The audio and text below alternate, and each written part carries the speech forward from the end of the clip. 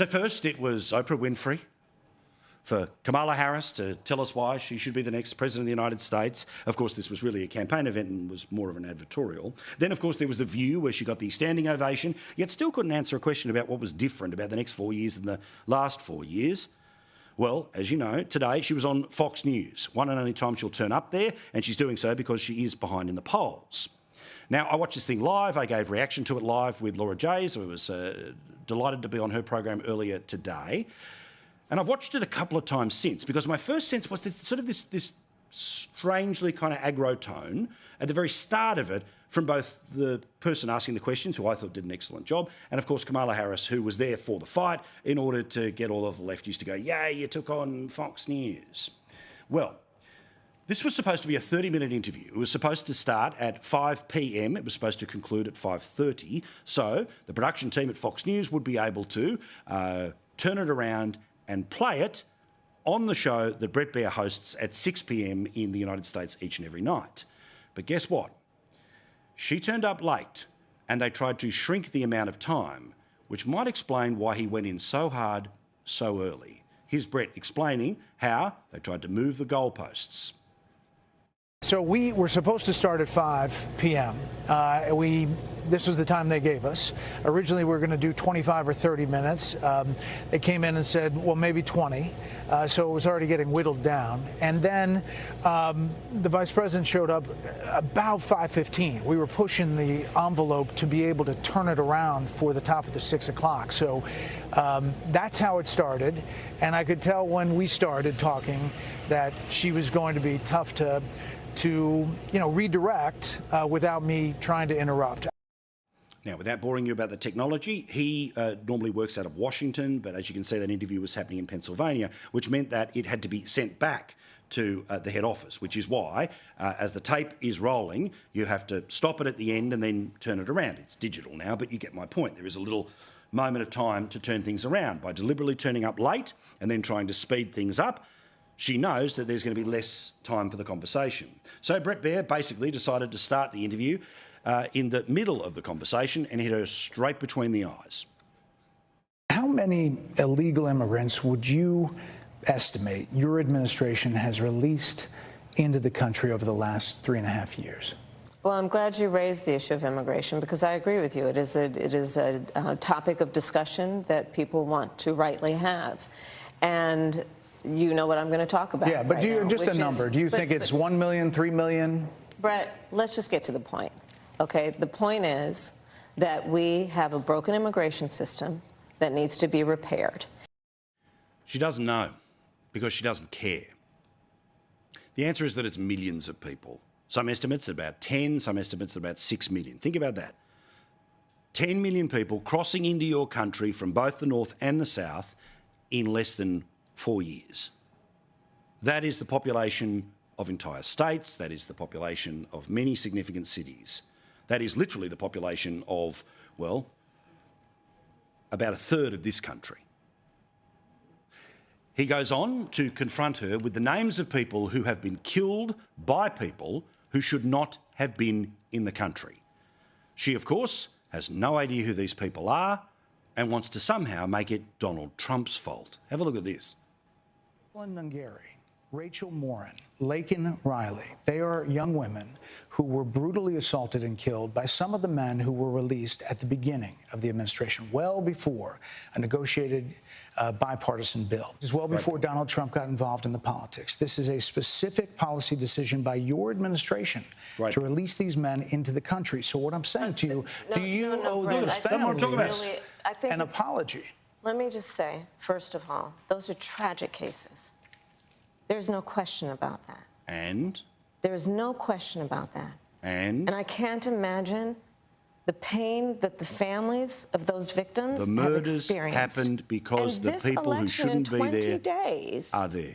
Will determine whether we have a president of the United States who actually cares more about fixing a problem, even if it is not to their political advantage in an election, because there was a solution, Brett.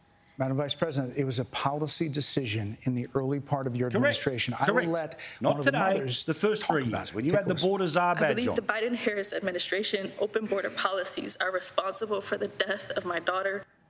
That's the early days. So do you owe them an apology is what I'm saying. I will tell you that I am so sorry for her loss. I am so sorry for her loss. Sincerely. What about a sorry? But let's talk about what is happening right pivots now out of with this. an individual who does not want to participate in solutions. That is a whole nother level, right? Now, we all know politicians, when they get asked a question they don't want to answer, they'll try to find a way out of it. The question is direct. Excellent idea to play grabs, by the way, to her, so she saw all of that, so she can't pretend she doesn't know. She sees the brevity, she sees the seriousness of the situation. Off to Donald Trump. And by the way, when she talks about some sort of border fix, this bill that never was going to happen, it was going to let in 5,000 people a day before they would close the border. Times 365, it's more than a million. More than a million people under her fix, by the way, would still be able to wander into the country. Potentially going on to work or, in some cases, commit crimes. By the way, a person who crossed into the border under this administration has just been arrested recently. Their plan was a terrorist attack on election day. Yet, to lefties, immigration is just some sort of coded racism thing. No, it's a safety thing. If you don't have a border, you don't have a country. There is nothing wrong with that position. Well, this garbage, of course, it all just goes on where the real purpose of her going on Fox News was to gin up all of the people who were already voting for her by dialing it up to 11 and going as hard as Joe Biden did when he was losing in the polls by a very significant margin. But it was all about Donald Trump is the next coming of the devil.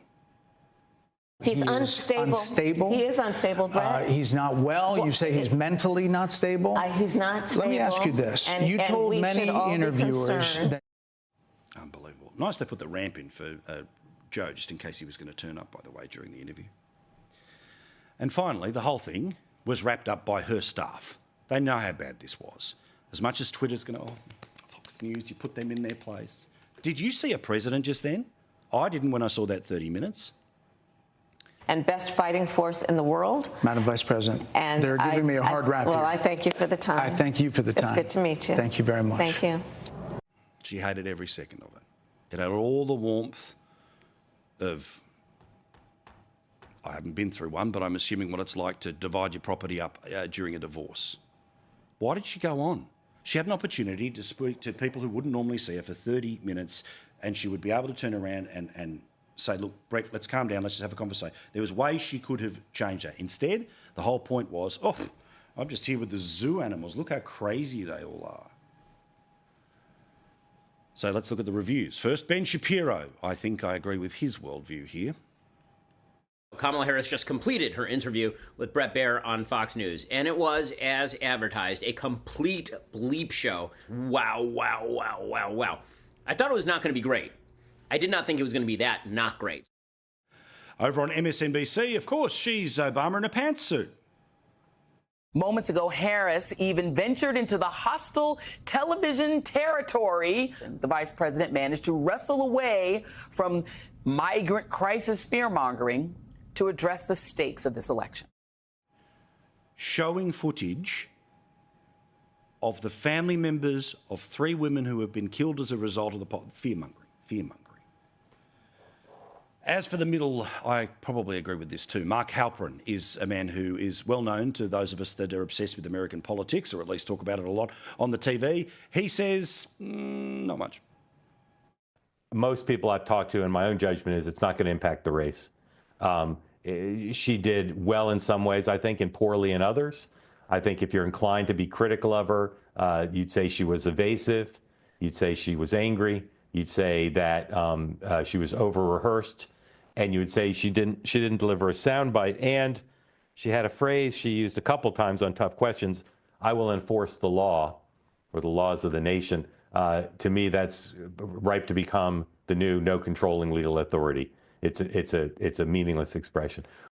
The latest polls tonight, Donald Trump, on the average, is in front in most, if not all, of the swing states.